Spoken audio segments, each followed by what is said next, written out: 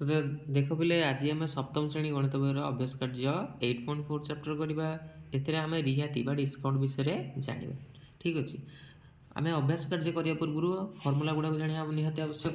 देख प्रथम ये भल भाव आमको ये बक्सटा तुम पढ़ी तुम ये चैप्टर जहाँ सब फर्मूला रही जापर। प्रथम पॉइंट कही रिहाती डिस्काउंट क्या कहते ना जिते बड़े गोटे वस्तुर लिखित मूल्य व सूचित मूल्य पर कम कर परिमाण को रिहाती डिस्काउंट कहते।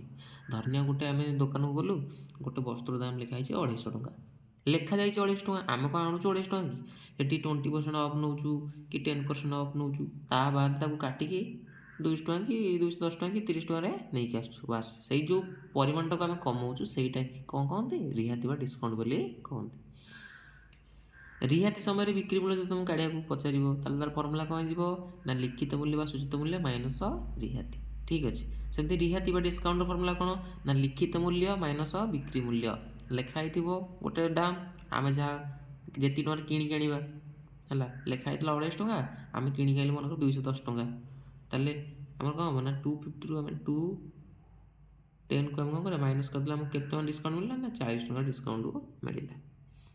सेमती जेहेतु रिहाती फर्मूला देला शतकड़ा रिहाती थी शतकड़ा रिहाती फर्मूला होची रिहाती बाई क्रय मूल्य इंटू 100 बास ये फर्मूला एवं कौन करवा अभ्यास कार्य कर।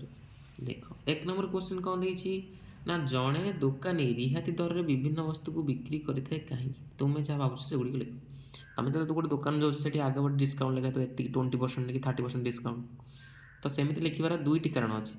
प्रथम कारण हूँ कौन देख मुझे लिखुची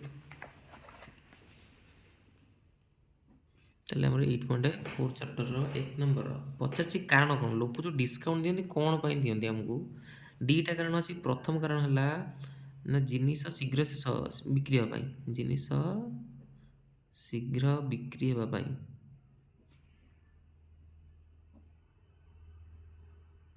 ठीक अच्छे। द्वितीय कारण कौन ना लोक मैंने आकृष्ट हाँपाई लोक मैंने आकृष्ट हेबाई ठीक अच्छे। यही दुईट कारण लोक मैंने डिस्काउंट दिखती। सेकेंड क्वेश्चन देख देखिए छोट पिलार लगी गोटे सैकल लिखित दाम 1680 टଙ୍କା दशहरा पूजा उपलक्षे सैकल के डिस्काउंट मिलूँ आमको ना 20%। ताल जड़े ग्राहक जो सैकल किणा चाहिए तो केते मूल्य ताको देवा पड़ो ताल जहाँ लिखा है लिखिद गोटे सैकल सूचित मूल्य देना लिखिदे सैकल सूचित मूल्य व लिखित मूल्य समान 1680 टଙ୍କା रिहाती डिस्काउंट जो कौच रिहाती सामान केते ना 20% रिहाती मिलूँ 20% ताले से केते टंकार से सैकल टाक कि आने ताले 1680 20% काटा पड़े आमको प्रश्न अनुसार 1680 20% 1680 अर्थ गुणन 20% मीनस 20/100 ठीक अच्छे। ये गोटसन गोटसन कटिला एठा गोटसन को एटी गोटसन कटिगला ठीक अच्छे। ताले 168 गुणन होगा 2 गुणी दियो 2 8 16 6 रखना 1 200 को 12 का 13 3 रखना 1 2 के 2 1 3 ताल 336 टଙ୍କା आमको मिल रिहाती मिल ताले रिहाती मिल मीनस जड़े किणी आण मीनस दुकान वाला बिक्री कर बिक्री मूल्य काढ़ा ताले सैकल बिक्री दाम सैकल बिक्री मूल्य सर्टकट लिखी हाँ फर्मूला कौन हो ना सूचित मूल्य माइनस रिहाती सूचित मूल्य माइनस रिहाती लिखाई 1680 टଙ୍କା डिस्काउंट मिलला 336 टଙ୍କା ठीक अच्छे। ताल केते गला 10 रु 6 गले आमर 4 7 रु 3 गले 4 तापर 6 रु 3 गले 3 ताल 1344 टଙ୍କା केते टଙ୍କା है 1344 टଙ୍କା।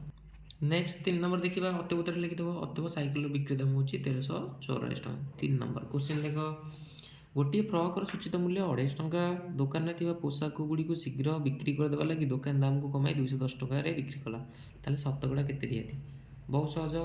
प्रथम फ्रकर सूचित मूल्य केते है लिखिदेव